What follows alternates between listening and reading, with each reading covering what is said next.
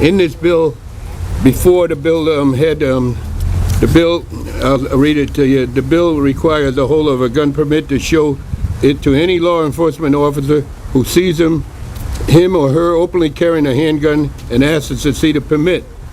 The new bill removes the requirement that the officer base the request on the officer's reasonable suspicion of a crime and the need to verify the permit validity or the permittee's identity. Chief State Attorney Kevin Kane came with remedies to the bill, and one of the things they were going to put on the bill, based on an officer's belief. I believe in officers because that makes my community that much more safe. The person that has a permit must show the officer that permit. I have no more to say, but I hope this is going to be the end of this confusion.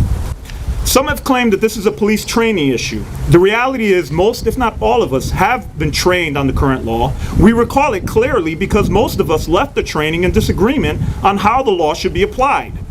Senator, how are you going to define a warrant to ask for that permit? I mean, how is it not going to be harassment just because the guy is walking down the street with a gun? I mean, that goes against the Fourth Amendment of the Constitution, which is illegal search and seizure. No, that does not go against the Fourth Amendment. Cease and seizure is something different than you obeying a law that has been made. The law says that if you are open, it is open and visible, we have a right to ask you, do you have a permit for that gun? And I will make no hesitation to tell you, I believe in that. If you're walking around with a gun in my community and you don't have a permit to carry it, then there's some things that are going to happen in my community that I'm not going to like, you know? But driving's a privilege, not a right, outlined by the Constitution. This is totally different. This is, just because you want to have, this is no different than, let me see your papers.